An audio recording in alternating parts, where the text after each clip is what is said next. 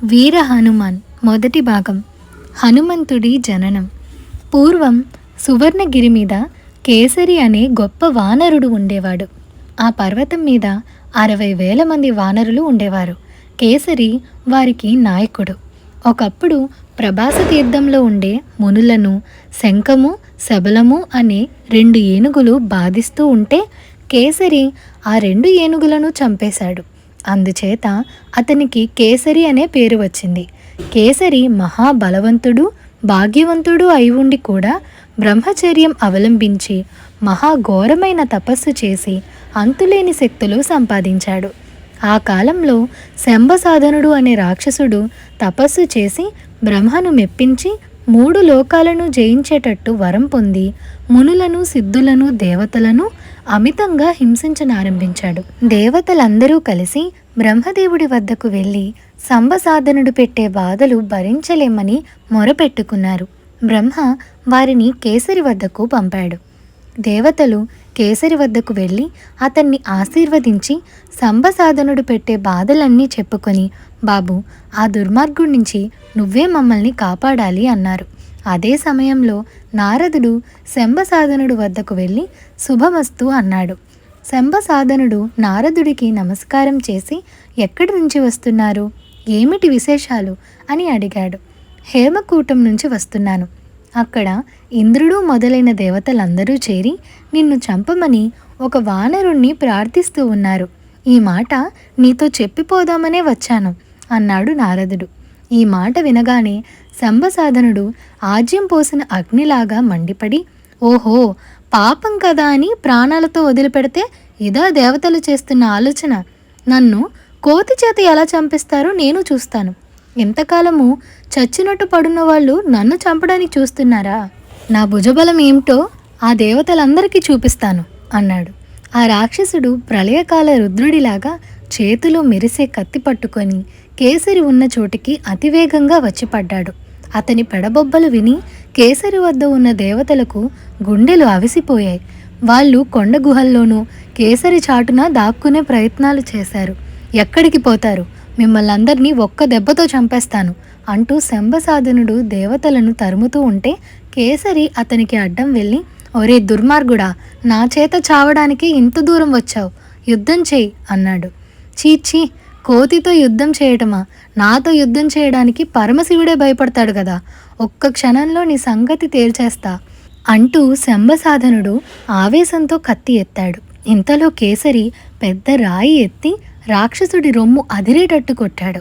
రాక్షసుడు కేసరి మీద ఒక గద విసిరితే అది కేసరి రొమ్ముకు తగిలి పిండి అయిపోయింది. కానీ కేసరి మాత్రం చలించలేదు. శంభసాధనుడు ఒక శూలాన్ని విసిరితే కేసరి దాన్ని ఒడిసి పట్టుకొని తన మోకాలికి పెట్టి విరిచేశాడు. అప్పుడు రాక్షసుడు కేసరిని కత్తితో కొట్టడానికి ముందుకు వచ్చాడు.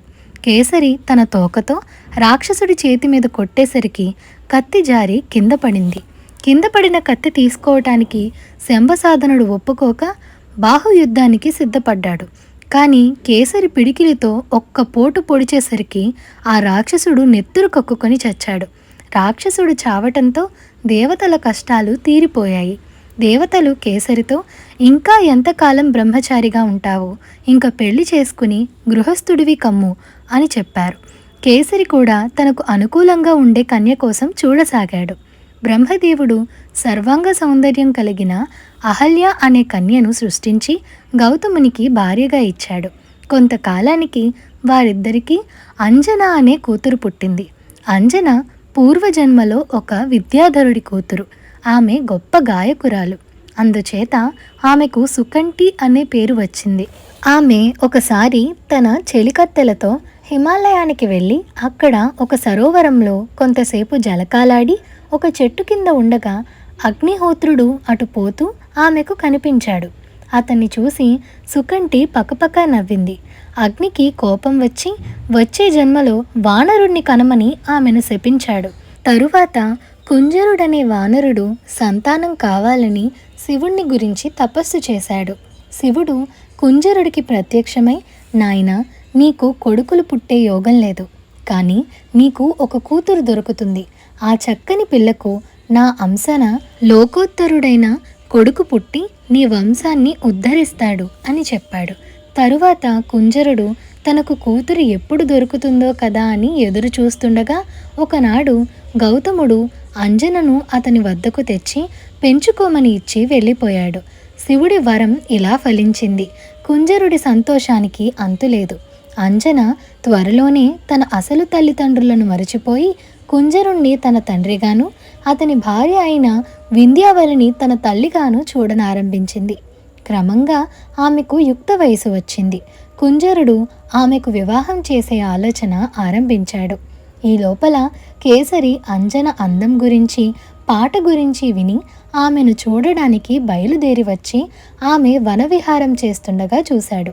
ఆమె బంగారు శరీర ఛాయ, అందము చూసి కేసరికి అమిత ఆశ్చర్యం కలిగింది. ఆమె తనను వరించేటట్టుంటే ఇంకేదీ జీవితంలో అవసరం లేదని అతనికి అనిపించింది. అంజనకు కూడా కేసరి పైన అభిమానం కలిగింది. కానీ ఆమె ఆ విషయాన్ని తన చెలికత్తెలకు తెలియనీయకుండా వనవిహారం కట్టిపెట్టి వెంటనే ఇంటికి వచ్చేసింది. కేసరి మర్నాడు తన ఆప్తులతో అంజన తనకు నచ్చిందని చెప్పి ఆమెను తాను పెళ్లాడే మార్గం ఏమిటని అడిగాడు. కుంజరుడు మనకు బంధువు కాదగిన యోగ్యుడే, అతన్ని మంచిగా అడిగి చూద్దాం, పిల్లనియ్యనంటే బలప్రయోగం చేద్దాం అన్నారు కేసరి బంధుగణం. తరువాత కేసరి పంపిన పెళ్లి పెద్దలు కుంజరుడి వద్దకు వచ్చి కేసరి ఉద్దేశం తెలిపారు. కేసరి అంతవాడు తనకు అల్లుడు అవుతున్నందుకు సంతోషించి కుంజరుడు అంజనను అతనికి శాస్త్రోక్తంగా పెళ్లి చేశాడు. అయితే చాలా కాలం అంజనకు సంతానం కలగలేదు.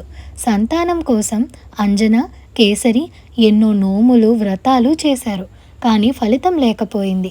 చివరకు అంజన పిల్లల కోసం వాయుదేవుణ్ణి గూర్చి తపస్సు చేయ నిశ్చయించింది. కేసరి అందుకు సమ్మతించి పుంజక స్థలం అనే చోట ఆమెను తపస్సు చేయమన్నాడు. అలాగే అంజన వాయుదేవుణ్ణి ధ్యానిస్తూ తపస్సును ప్రారంభించింది. చివరకు వాయుదేవుడు కరుణించి ఒక దివ్య ఫలాన్ని తెచ్చి అంజన ముందు పెట్టి వెళ్ళిపోయాడు. అంజన ఆ పండు తిని గర్భవతి అయింది. ఆమె తనలో గర్భచిహ్నాలు నానాటికి ఎక్కువ అవుతూ ఉండడం చూసి ఆశ్చర్యపడి ఆందోళన చెందింది. అప్పుడు ఆకాశం నుంచి అశరీరవాణి ఇలా పలికింది, అమ్మాయి విచారించకు. ఒకప్పుడు శివుడు ఒక దివ్య ఫలాన్ని వాయుదేవుడికి ప్రసాదించాడు. వాయుదేవుడు ఇప్పుడు దాన్ని నీకు ఇచ్చాడు. దాన్ని నువ్వు తినటం చేత సాక్షాత్తు ఆ శివుడే నీ గర్భంలో పెరుగుతున్నాడు. నీకు గర్భం కలగటానికి వాయుదేవుడు సహాయపడ్డాడు కనుక ఆ కుర్రవాడు వాయుసుతుడుగా ప్రఖ్యాతి పొందుతాడు. 3 లోకాలలోనూ అంతులేని కీర్తి సంపాదిస్తాడు. అశరీరవాణి ఇలా చెప్పిన మీదట వాయుదేవుడు అంజన ఎదుట ప్రత్యక్షమై అశరీరవాణి చెప్పినదంతా యథార్థం. విచారించక నువ్వు వెళ్ళి నీ భర్తతో ఇలా జరిగిందని చెప్పు అని చెప్పి అదృశ్యమయ్యాడు. అంజన కేసరి వద్దకు తిరిగి వచ్చి అతనితో జరిగిందంతా చెప్పింది. కేసరి సంతోషించాడు. 1 సంవత్సరం గడిచిన మీదట అంజన ఒక పిల్లవాణ్ణి కన్నది. వెంటనే దేవదుందుబులు మోగాయి. పుష్పవర్షం కురిసింది. ఆ కుర్రవాణ్ణి చూసి కేసరి అపరిమితమైన ఆనందం పొంది పండుగ చేసుకున్నాడు. పిల్లవాడికి ఆకలి తీర్చటానికి పళ్ళు తీసుకొద్దామని అంజన తన బిడ్డను తమ పర్ణశాలలో చిగురుటాకుల పక్క మీద పడుకోబెట్టి అడవికి వెళ్ళింది. కానీ ఆ పిల్లవాడు ఆకలి మీద ఉండి మెల్లిగా లేచి తల్లి వెనకగా పర్ణశాల బయటకు వచ్చి తూర్పు దిక్కుగా చూశాడు. అప్పుడే తూర్పు కొండ మీద నుంచి ఎర్రగా పైకి వస్తున్న అందమైన సూర్యబింబం కనిపించింది. దాన్ని చూసి ఆ కుర్రవాడు పండు అనుకొని తెలియని తనం వల్ల దాన్ని పట్టుకునే ఉద్దేశంతో ఆకాశానికి ఎగిరాడు. అలా సూర్యుడికేసి ఎగిరిపోతున్న ఆ కుర్రవాణ్ణి చూసి యక్షులు, రాక్షసులు, నాగులు నివ్వెరపోయి ఏదో ప్రళయం ముంచుకొస్తున్నదనుకున్నారు. ఇదేదో అపూర్వమైన కొత్త అవతారంగా వాళ్లకు కనపడింది. తన అనుచరులు ఆ కుర్రవాణ్ణి చూసి భయపడుతూ ఉంటే సూర్యుడు వారితో, ఇతడు ఈశ్వర తేజస్సుతో లోకాలను రక్షించటానికి పుట్టిన ఆంజనేయుడు, గొప్ప బలశౌర్యాలు కలవాడు. అయితే కుర్రతనం చేత నన్ను చూసి పండు అని భ్రమపడి తినటానికి వస్తున్నాడు. భయపడకండి అన్నాడు. తనను చూసి పండు అని భ్రమపడి దగ్గరకు ఎగిరి వచ్చే ఆంజనేయుణ్ణి చూసి సూర్యుడు ముచ్చటపడి తన వేడిని తగ్గించేసుకున్నాడు. ఇంతలో ఆంజనేయుడు వచ్చి సూర్యుడిని పట్టుకొని నోట్లో పెట్టుకొని వేడి అనిపించి మళ్ళీ బయటకు తెచ్చి చేత్తో కొట్టి తిట్టి గొడవ పడసాగాడు. ఆ రోజు అమావాస్య, రాహువు సూర్యుడిని పట్టుకునే రోజు. అందుచేత సూర్యుడిని మింగటానికి రాహువు ఆ సమయంలో వచ్చాడు. రాహువును చూసి ఆంజనేయుడు పెద్ద పెడబొబ్బ పెట్టాడు. అది విని రాహువు భయకంపితుడై అతివేగంగా పారిపోయి స్వర్గం చేరి ఇంద్రుడి కొలువుకు వెళ్ళాడు. ఇంద్రసభలో విద్యాధరులు ఇంద్రుడికి స్తోత్ర పాఠాలు చదువుతున్నారు. తుంబురు నారదులు వీణ వాయిస్తున్నారు. అప్సరసలు నాట్యం చేస్తున్నారు. ఇంద్రుడు చింతామణి పీఠం మీద వైభవంగా కూర్చుని ఉన్నాడు. రాహువు ఇంద్రుణ్ణి చేరి, నీకేం, నీవు హాయిగా ఆటలతో పాటలతో కాలం గడుపుతూ ఉన్నావా అన్నాడు. అదేమిటి అన్నాడు ఇంద్రుడు. ఇవాళ పర్వదినం గదా, సూర్యుడిని పట్టుకుందామని నేను వెళ్ళేసరికి నాకు శత్రువుగా మరొక రాహువు దాపరించి సూర్యుడిని పట్టేశాడు. సూర్యుడిని చంద్రుణ్ణి పట్టడానికి ఇంకో రాహువు ఉంటే నేను దేనికి అన్నాడు రాహువు. ఇంద్రుడు నివ్వెరపోయి, ఏమిటి, ఇంకెవడో వచ్చి సూర్యుడిని పట్టాడా?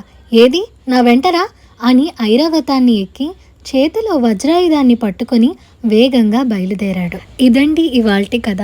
వీర హనుమాన్ సిరీస్లో ఇది భాగం 1. రెండవ భాగాన్ని రేపు రిలీజ్ చేస్తాము. ఈ వీడియో కనుక మీకు నచ్చినట్లయితే like, share, subscribe to Priya stories Telugu. అలాగే నెక్స్ట్ వచ్చే వీడియోని మిస్ అవ్వకూడదు అనుకుంటే సబ్స్క్రైబ్ పక్కనున్న గంట సింబల్ని కూడా క్లిక్ చేయండి. Thank you for watching.